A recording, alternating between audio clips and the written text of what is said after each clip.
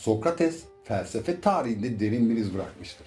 Ancak Sokrates'i Sokrates yapan kendisiyle özdeşleşmiş Sokratik diyalog yöntemidir. Bilindiği üzere Sokrates çağının ünlü bilginleriyle tartışır, haklı ya da haksız çıkmasa da tartışmada ağırlık koyan taraf olmayı hep başarırdı. Zaten bu tartışmaların amacı da bir şeyleri irdelemenin yanı sıra etraflarına toplanan genç öğrencilere bir nevi şov yapmak olduğunu çekinmeden söylerdi. Sokrates'i Sokrates yapan da zaten kendisiyle özdeşleşmiş bu Sokratik diyalog yöntemidir. Sokratik diyalog, Sokrates tarafından kullanılan soru-cevap yöntemini kullanan bir argümanlar dizisidir. Sokrates'in kendisi hiçbir şey yazmadığından felsefesi hakkında bildiğimiz hemen hemen her şey Platon'un eserlerinden gelir. Neyse ki Platon'un yazılarının neredeyse tamamı hayatta kaldı ve Sokrates birçoğunda büyük ölçüde yer alıyor. Atina yurttaşı Sokrates felsefe tarihinde derin bir iz bırakmıştır. Yaptığı konuşmalar ve zamanının ünlü sofistleriyle giriştiği tartışmalar öğrencisi Platon başta olmak üzere yakınları sayesinde kitaplaştırılmıştır.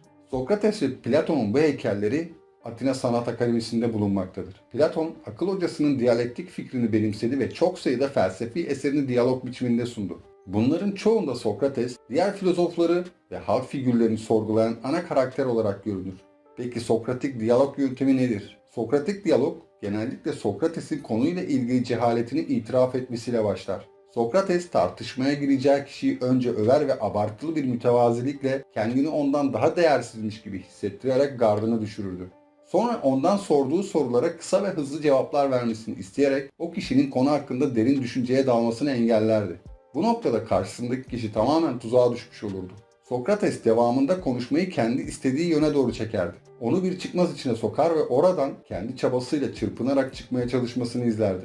İşin asıl tuhaf tarafı bu yöntemi bilip ve tuzağa düşmek istemeyen kurnaz tartışmacılar dahi ne olduğunun farkına varmadan kendilerini bu çıkmazın içinde bulurlar.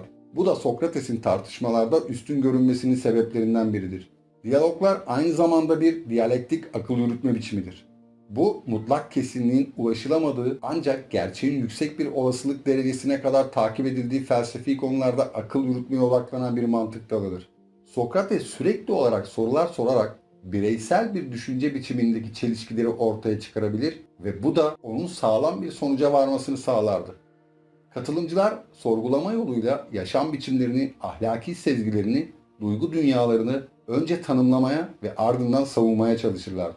Platon'un Menon adlı eseri de Sokrates'in genç, hırslı ve zengin bir Yunanlı olan Menon'la erdem üzerine diyaloglarını içermektedir. Belki bu kitabı okumamış olabilirsiniz fakat şu meşhur Sokrates'in köleye geometri sorusu çözdürme hikayesini duymuş olma ihtimaliniz oldukça fazladır.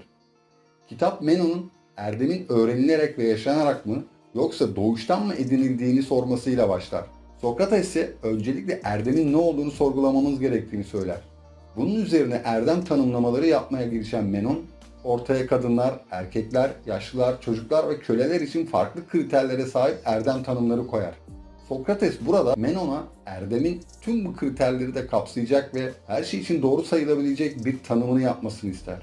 Menon yine kendince açıklamaya çalışır fakat kafası biraz karışmıştır. Bunun üzerine Sokrates'e dönüp onun erdemin ne olduğunu açıklamasını ister. İşte o anda Sokrates tamamen aptalı oynamaya başlar. Erdemin ne olduğunu bilmediğini ve bileni de tanımadığını söyler. Ama bunu biraz da onu methederek, birlikte düşünerek bulmayı teklif eder. Böylece Menon Sokrates'in oltasına takılır. Sokrates ona sürekli sorular sorarak ve onun kısa cevaplarıyla erdemin ne olup ne olamayacağı hakkında diyaloğa girişirler. Genellikle Sokrates'e atfedilen bir alıntı, sorgulanmamış hayat yaşamaya değmezdir. Sokrates bir kişinin bilgi olabilmesi için o kişinin kendini anlayabilmesi gerektiğine inanıyordu. Sokrates'e göre bir bireyin eylemleri doğrudan zekası ve cehaletiyle ilgiliydi.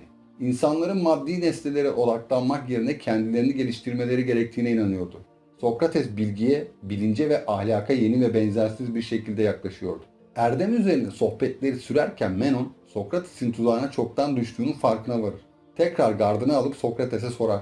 Madem erdemin ne olduğunu bilmediğini söylüyorsun, peki bilmediğin şeyi nasıl bulabilirsin? Bilmediğin şeyi nasıl araştırabilirsin? Menon'un burada dikkat çekmek istediği şey, bildiğimiz bir şeyi de, bilmediğimiz bir şeyi de araştıramayacağımızdır. Bildiğimizi araştıramayız çünkü bildiğimiz için araştırmaya gerek yoktur. Bilmediğimizi araştıramayız çünkü neyi araştıracağımızı bilemeyiz. Menon paradoksu olarak bilinen bu önermeler aslında Sokrates'in Menon'un sorduğu soruyu toparlayıp bunu önermeye çevirmesiyle önem kazanmıştır. Bu önerme üzerine kısa bir süre sohbet ettikten sonra Sokrates, önermelerin yanlış olduğunu söyler. Sokrates'i köşeye sıkıştırdığını düşünen Menon, ondan önermelerin neden yanlış olduğunu anlatmasını ister. Sokrates bu durumu dini inanışlarına göre ruhun ölümsüzlüğüne bağlar. Ruh her dünyaya gelişinde aslında tüm bilgiye vakıf olarak geldiğini ve bizim öğrendiğimizi sandığımız her şeyi anımsadığımızı söyler. Burada hiçbir şeyin öğretilemeyeceğini de vurgular. Anımsamanın da tek yolunun her şeyi sorgulamaktan geçtiğini söyler. Menon'un burada kafası biraz karışır ve Sokrates'ten bunu kanıtlamasını ister. Bunun üzerine Sokrates o meşhur köleyi yanlarına çağırtır. Köleye kenarı 2 ayak uzunluğundaki bir karenin alanını 2 katına çıkardığımızda bir kenarının kaç ayak geldiğini hesaplatır. Sokrates bu konuşma esnasında hiçbir şekilde sorunun doğru cevabını söylemez. Sadece kölenin verdiği cevaplardaki yanlış yerleri söyleyerek onların doğrularını buldurmayı sağlar. Böylece bilginin doğuştan geldiğini ve doğru soruların sorulmasıyla o bilginin açığa çıkacağını ispatlamış olur. Bu noktadan sonra konu tekrar Menon'un kitabın başında sorduğu soruya gelir. Erdem öğrenilen ve öğretilen bir şey midir? Sokrates, erdemin öğrenilen bir bilgi olması için bunu öğreten bir öğretmenin de olması gerektiğini söyler. Doktor olmak isteyen birinin bunu öğrenmek için doktorluk yapan birinin yanına gitmesinin veya marangoz olmak isteyen birinin marangozluk yapan birinin yanına gitmesinin gayet doğal olduğuna hemfikirdirler. Fakat erdemi öğrenmek için kimin yanına gitmeli? Sokrates çağının ünlü sofistlerini tek tek sayar. Hepsinin yüksek ücretlerle erdemli olmayı öğrettiğini sandıklarını ama bu sofistlerin kendi çocuklarına bile erdemi öğretemediklerini anlatır. Platon'un Menon kitabı burada son bulur. Sokrates'in kitabın sonunda sofistler hakkında yaptığı konuşmalar aslında gayet rasyonel olmasına rağmen sofistleri kötülüyormuş algısı oluşur. Öyle ki bu yanlış algı onu trajik bir ölüme götürecek suçlamalara kadar gidecektir. Video bitti, hoşça kalın.